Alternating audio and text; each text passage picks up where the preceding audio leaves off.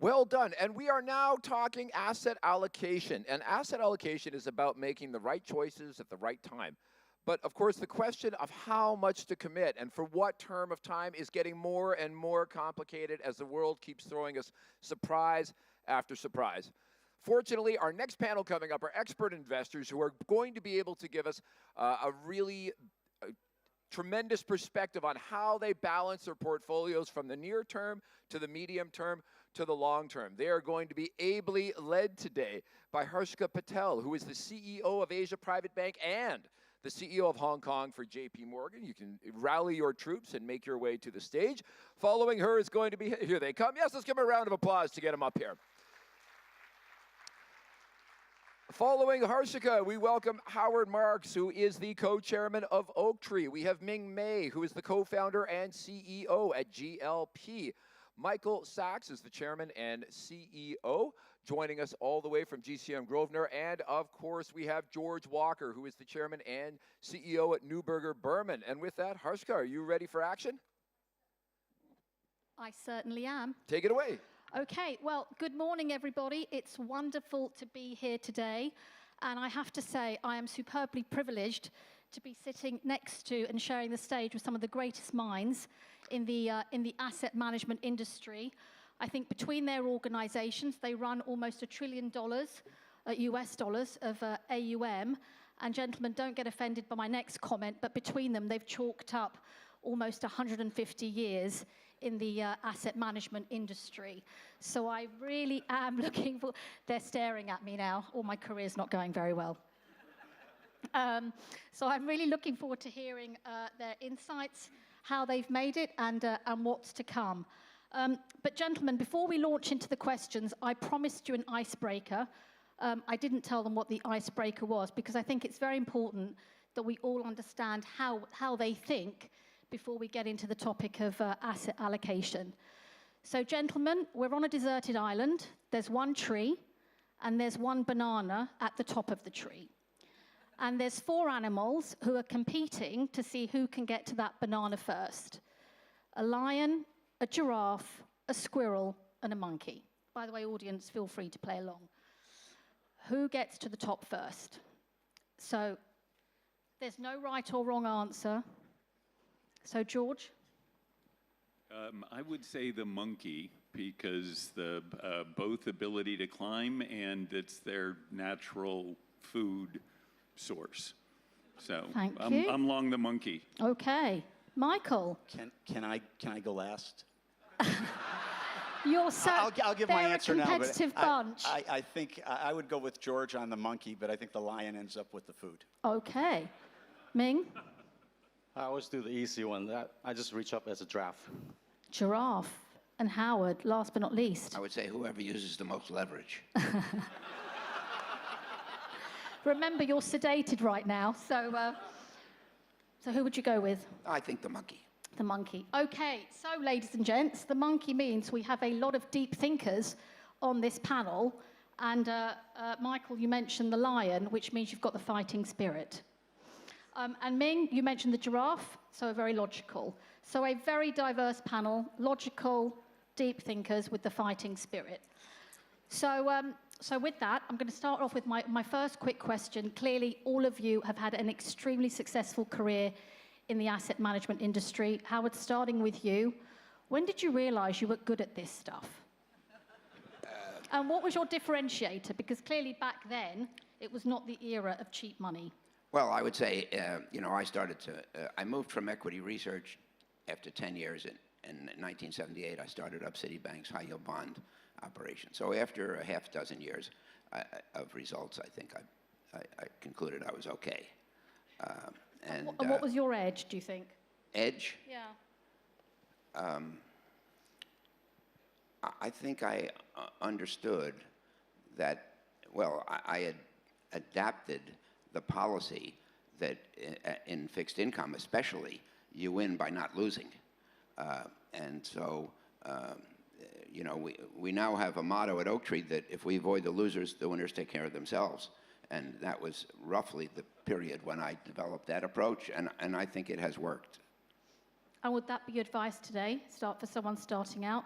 Well, that's great in fixed income. It's if you have strategies that aspire to higher returns than fixed income returns, then you have to move out in pursuit of winners. It's not sufficient to avoid losers, and so you should use a strategy or approach which is right for your asset class. But for ours, it has been. Great, thanks, Howard. Ming. You know, I came from a pretty humble background, so ever since I was a kid, I was very focused on making money. And my goal in life was pretty simple. I just want to go into and look and not worry about the price on the menu. But I think the turning point for me was when I realized that I'm not good at everything, and there are many people that are much better than me.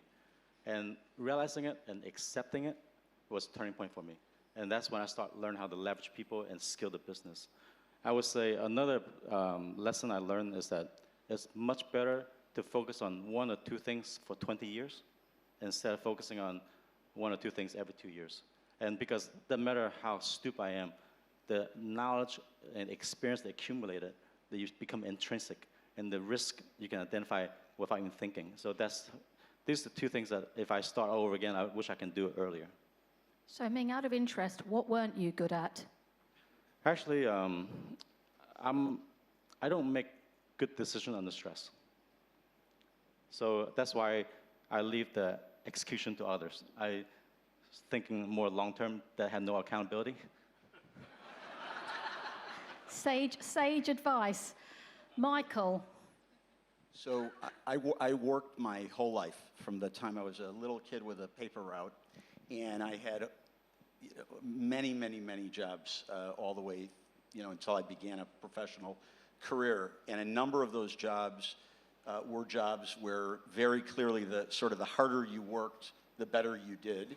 And that was an important lesson for me.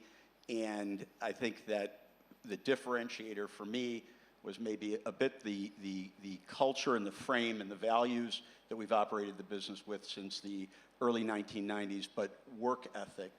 Where that came from professionally in the asset management world was being exposed to people early on who were clearly smarter than I was.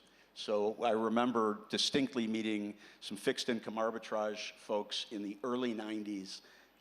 They were math Olympians. They had 3 or 4 math Olympians at this little firm in a strip mall in New Jersey. I don't think I knew there was a math Olympics, okay? And I just distinctly remember coming out of this meeting and saying, wow, these people are much smarter than I am, but I can work hard enough to be successful, and I can lead a good business that gives good value and does a good job for our teammates and for our clients, and I'll be able to succeed by doing that. When I knew I could do that, I think we always learn more from periods of stress and loss. And so going through 94, 98, 08, you gain a confidence in your ability to do a good job for your clients. You gain a confidence in the resiliency of your business. And those were the periods for me when I got more confident in our ability to just keep doing a good job. So Michael, I did a paper round when I was 8, which was many years ago. One of my jobs. Well, can you remember how much you earned? Because I earned £3.75 for 500 papers. I do not remember how much I earned. It was nothing. I mean, it was like, this was probably late 1960s, early 1970s. I do have a memory of how you would put the paper on your knee, have to hit it, fold it again, and then put a rubber band around it, put it in the basket on your bicycle. So I don't remember what I got paid for that. I know what I got paid for selling peanuts at the baseball games. That I can remember. George. I worked training monkeys.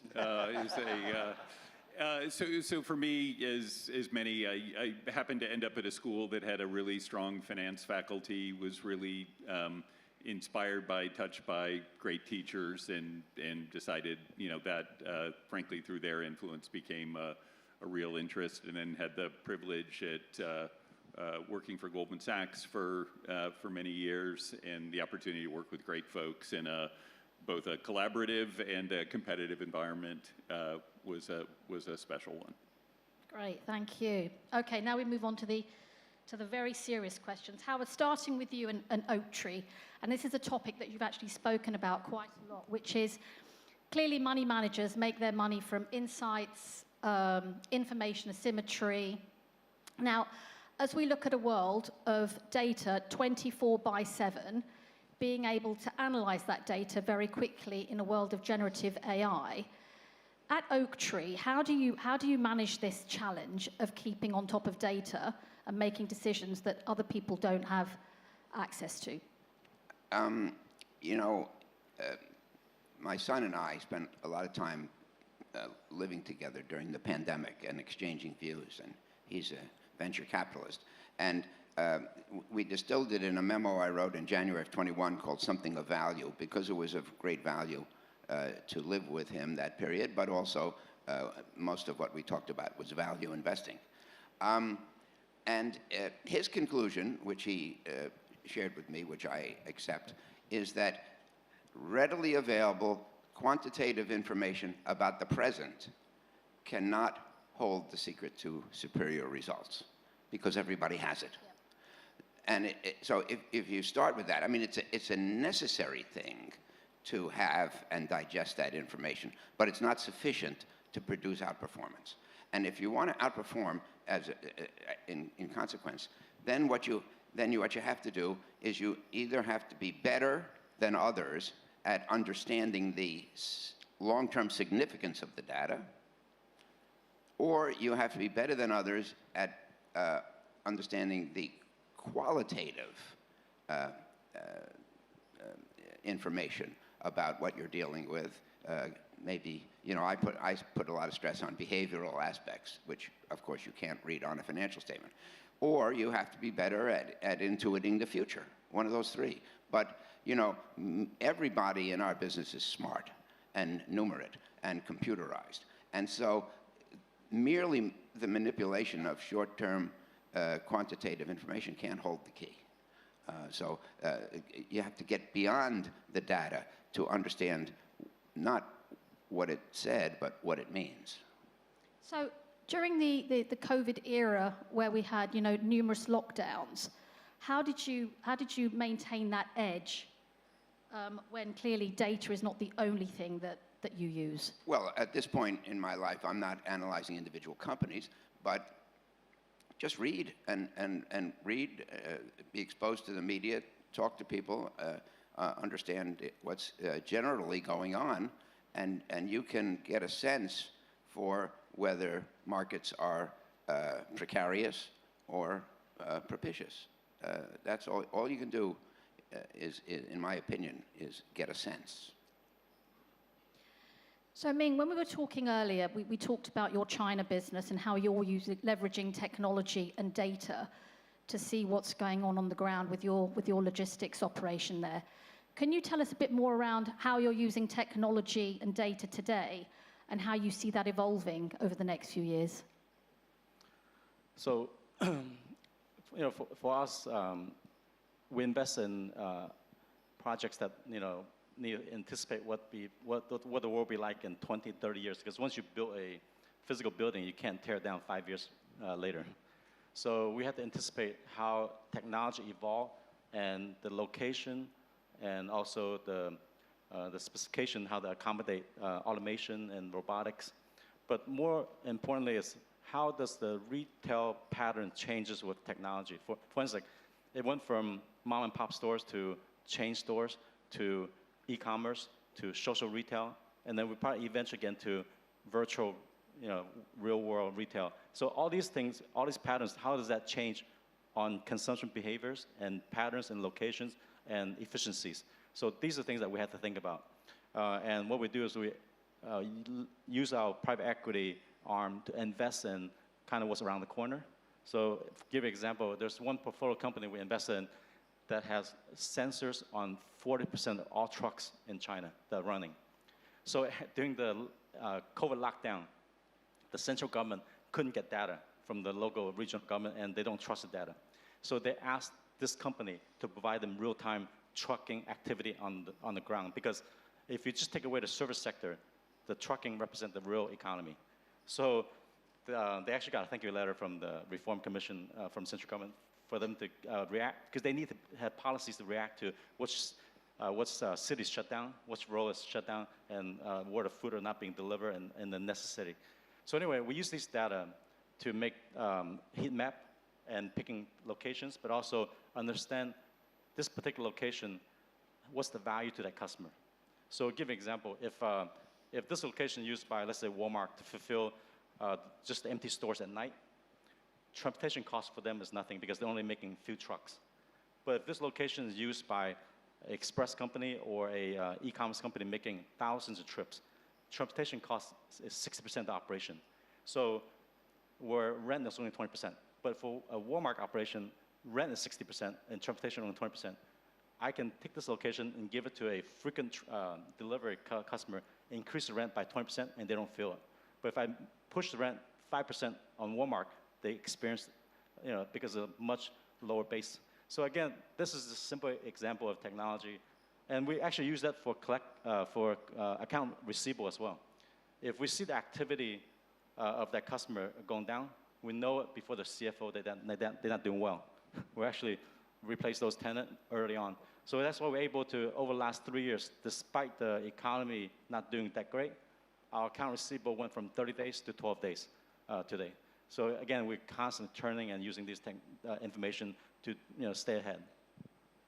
And out of interest, where some of the macro headlines coming out of China look challenging, what is the trucking data telling us? So, COVID hit in 2000. So 2019 was normal, and then what we saw based on truck data is that 2000 went down below 2019, but 2021 in China was normal. It actually, up till now, is still the peak in 2021. 2022 still haven't got up to 2021 yet, but interestingly, 2023 numbers starting in August passed 2022 by 4%. So, if you combine with energy consumption in China, that's about 4.5% increase. On top of that, you're seeing service sector consumption actually increasing a little bit. I guess the 5% GDP growth seems real. Are the 23 numbers ahead of the same months in 21? No. So we still haven't got back to 2021, but the 2023 numbers are above 2022 and above 2019 pre-COVID. Wow, very interesting. Thanks, Ming. So, Michael, shifting gears slightly, Howard Ming talked about technology data. Let's talk about a topic that Ken and David Rubenstein touched on yesterday, which is talent.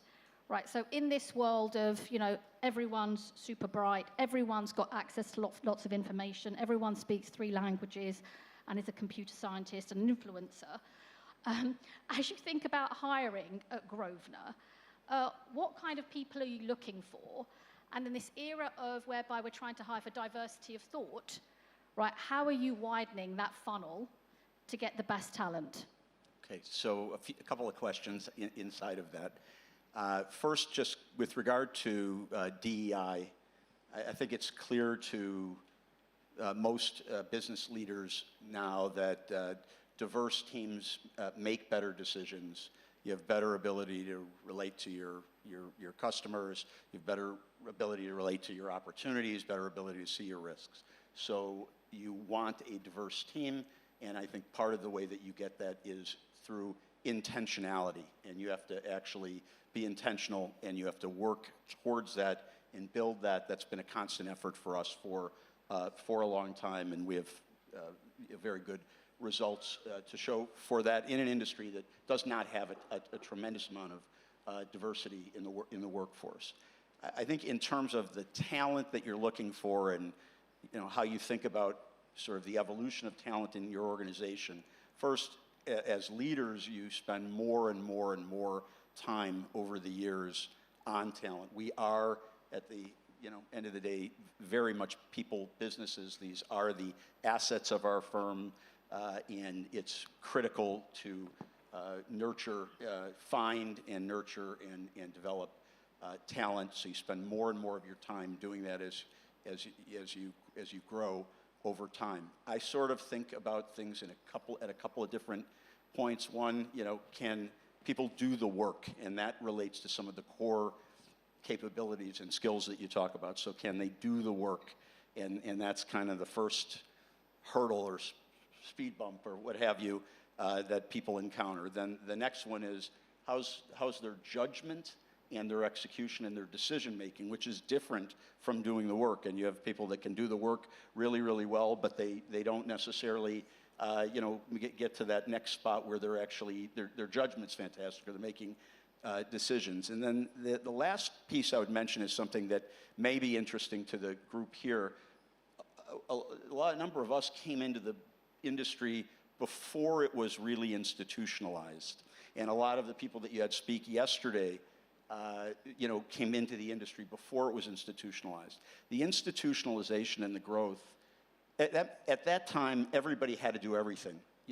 You were proverbial chief cook, bottle washer. You were an investment person. You were a capital formation person. You were an operations and a regulatory person. You just had to do everything. And as the businesses have become institutionalized, people get slotted into specific roles, and they don't necessarily develop the skill sets outside of those silos. And we believe that for the good of our firm, and importantly for the good of our people, you really do want to have your investment people not just put capital to work, but also participate in capital raises and learn how to form, be competent with regard to capital formation and client relations. And if you're a young person, you want to do that for the future of your career. That's important. So institutionalization has brought some challenges with regard to developing complete kind of entrepreneurs who can lead business lines and grow businesses over time. And it's something I think you have to be conscious of and, again, manage with intentionality. Thank you. So George, we've hired the people.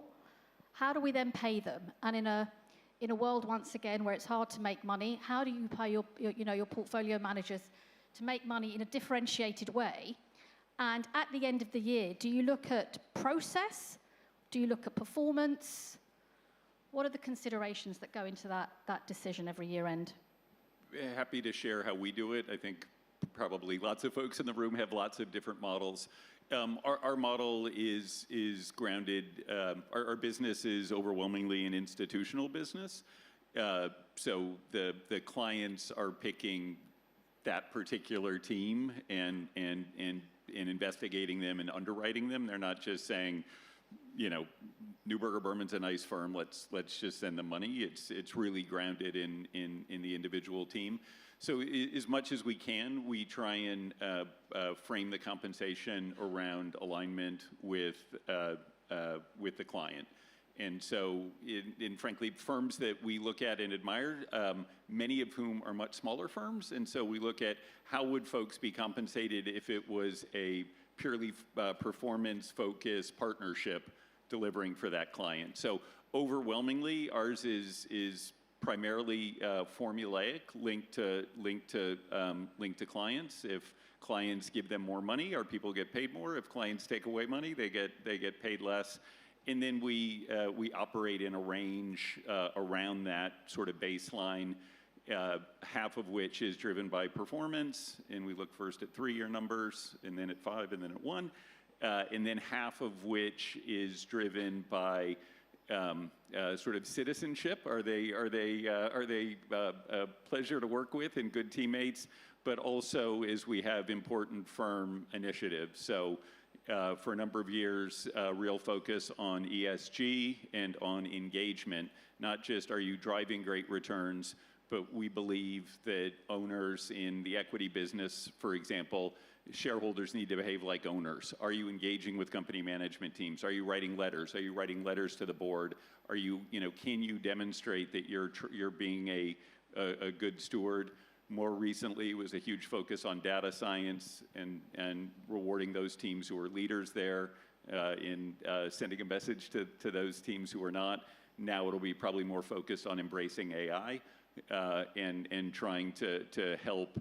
Really what we're trying to do is to send a message that this is important and it will influence, but at the end of the day, the core of compensation is driven by client's decision. Is this the team I most want in the world to manage this particular asset for us?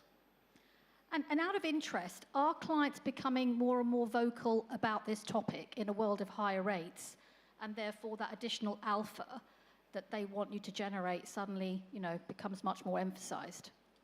I don't think so. I mean, clients have always been difficult and challenging, and it's a wildly competitive world, and always has been. So I think ours is a fiercely competitive business, and clients are demanding. But I think clients, at least from my seat, always have been demanding and engaged.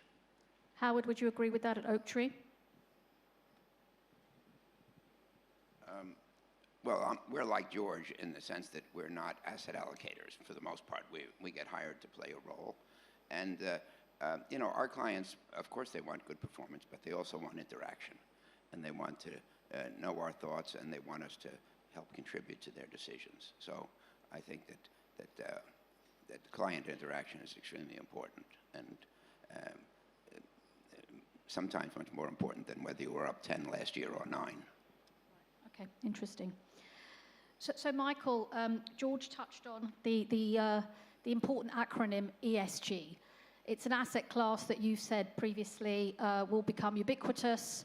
Every high-quality portfolio should have some, et cetera, et cetera. In a world whereby the topic, particularly in the US, is becoming increasingly politicized, energy security considerations play a big role, particularly in this part of the world. And then when we look at ESG fund performance over the last year or two, it's underperformed the rest of the market. So with that backdrop, how do you still feel about, ESG becoming ubiquitous, and how do you think about it in your portfolio construction? So I do think, I continue to believe that. I think it will become ubiquitous. Mark Rowan had a line yesterday, and I should just, I need to pause and thank HKMA for having us here, and Eddie, thank you. I forgot to do that earlier, but Mark, yesterday was a great day, and there was a lot of conversation that I found interesting and I found valuable being here. Mark's line yesterday, I think, was like, energy transition is gonna, I didn't quite perfectly get the analogy, but it was energy transition is gonna, consume more capital than the discovery of fire or something like that. And I agree that ESG will be ubiquitous. And what I meant by that at the time was I think there will be a day, and for some firms, some very good firms that have presented here, that day came 2 years ago, where when they make an investment, they have a plan for the asset they acquire that reduces emissions over a period of time. And there are terrific firms that had their leaders up here yesterday that have been doing that for years already. And every investment is accompanied by a plan. I think there will be a day when private equity does not buy a business without that business having a plan to bring emissions down by a certain amount over a certain period of time. I think the investors in these firms will want that more than those who don't. I'll come to that in a minute. And I think the returns will prove that. So $76 billion of capital that we manage, $25 billion is ESG or impact. That's not all energy. That's not all carbon. We're the largest investor with women and diverse alternative asset managers, I think, in the world. And that's part of our ESG capital. But I think that this will just become something we all do for return. And our $25 billion has grown not only because clients have wanted that, but because that's where our investment teams have deployed the capital. Regardless of the mandate, that's where they've felt the returns are. It was pretty amazing 2 years ago when the war in Ukraine started to see this very fast and very powerful pushback on carbon in the United States. You had 18 state attorneys general sign a letter that their states weren't going to, they were going to sort of look for people that were driving ESG, boycotting fossil fuels, and try to circle them and cut them off from the capital of their states. You had a couple of states pass laws. It became very politicized. It definitely slowed things down a bit. Doesn't change my view of where we're going, and I actually think there's a lot of leadership coming from right here in Hong Kong and Greater China to drive ESG, and I think that's very important for where we're going globally. With this political backlash, I would just share that for many, many years, we've operated portfolios in the diverse manager space. The states in the US have had very different constitutional approaches to that space. So you've had states where that is not allowed to be a factor for consideration, and states where there was an affirmative mandate to engage with women or minority-owned firms. And so I think whatever the political noise is, and some of it is, there's a lot of headlines there, there's some cheap opportunities for politicians, et cetera, but whatever that political noise is, I think we're going in one direction. I think it's a positive, constructive direction, and it's going to be a lot bigger part of all of our portfolios, whether we do that by mandate or simply based on opportunity. And how are those portfolios performing without sharing any state secrets? So our ESG and impact portfolios generally are performing, have performed quite well. Again, for us, it's ESG and impact, and it's a number of different strategies.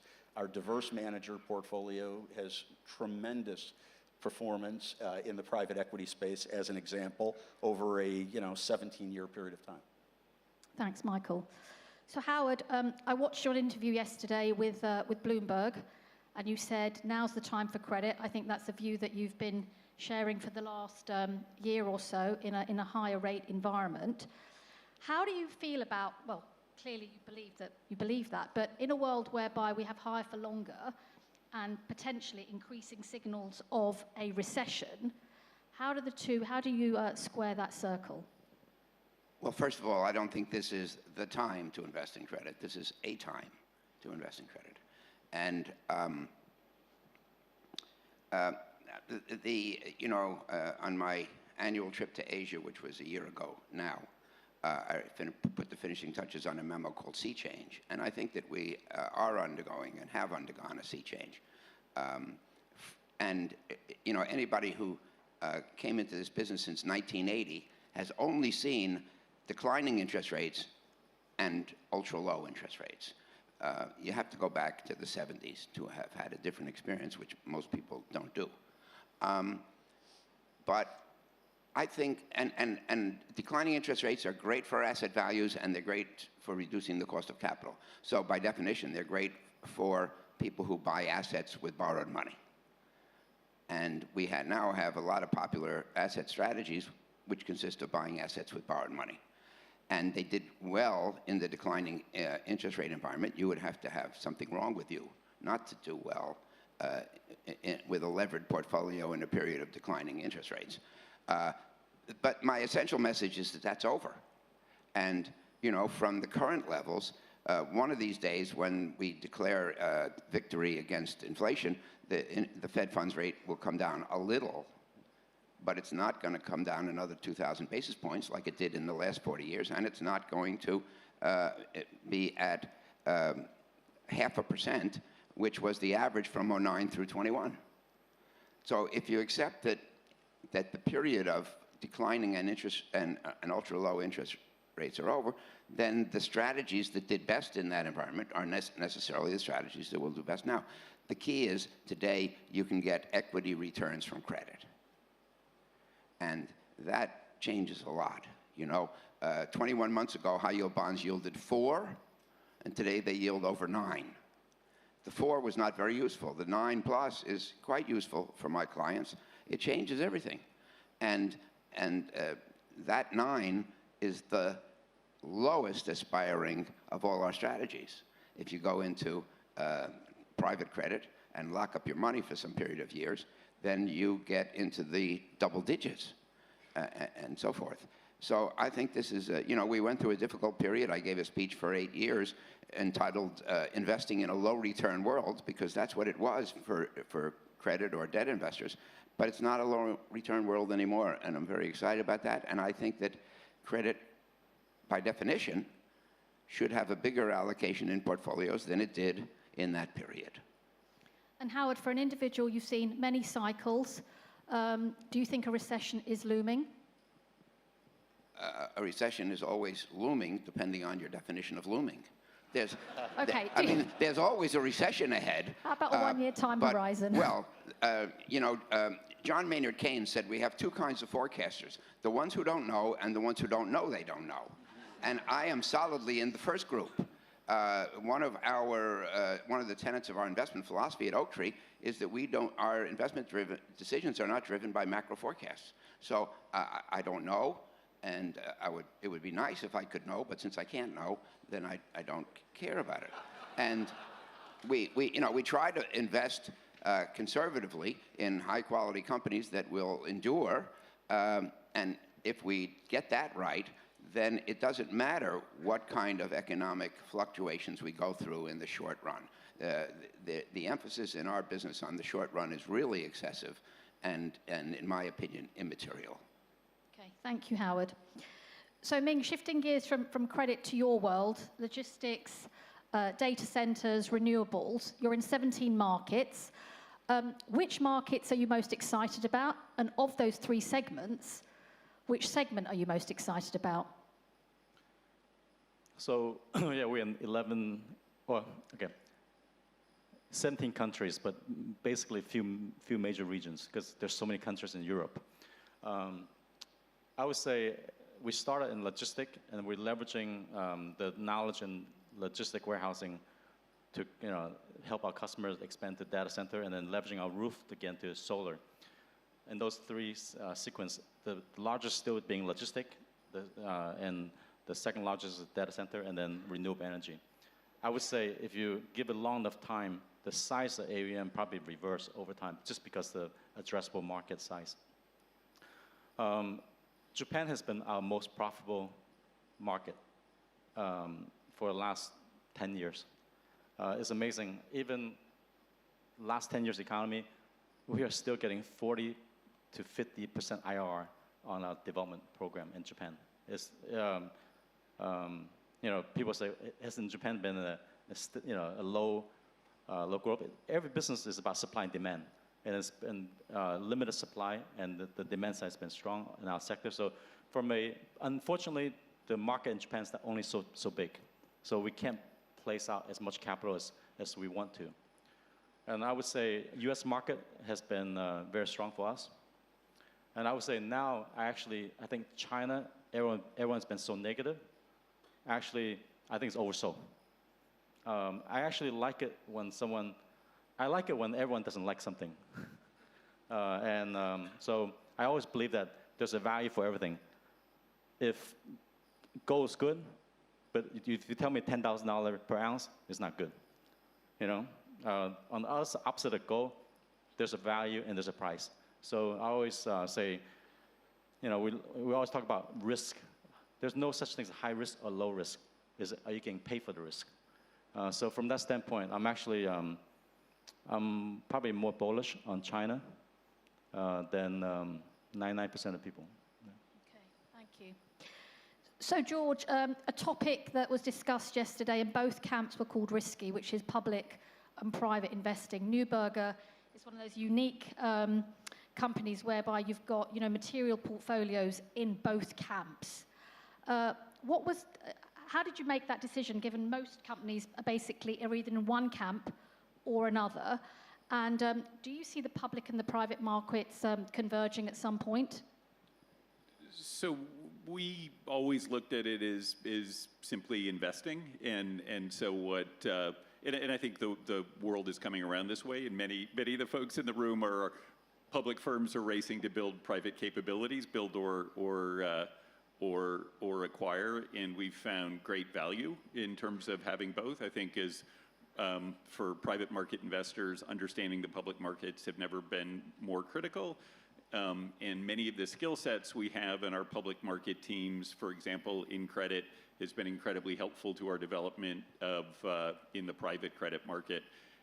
are seeing also more and more sort of institutional mandates that are these large, crossover mandates. Used to be adding high yield to a high grade portfolio, and now is instead means you decide where it goes across public and private markets. So it's a core part of what we do. We haven't struggled to have the disparate teams, and frankly, I think the opportunities to collaborate are very valuable. I also think investments that we make in things like data science and AI, many of which are driven from our public market investing, I think are going to be really differentiating in the private space as well. So I think these worlds are colliding, and that many of the firms today that aren't in both will be a decade from now. Okay. So Michael, I saw you nodding as Ming was talking about, looking at asset classes, sectors, geographies that others may not like. Is there a particular sweet spot that you're looking at that others may not like, where you're spotting opportunity?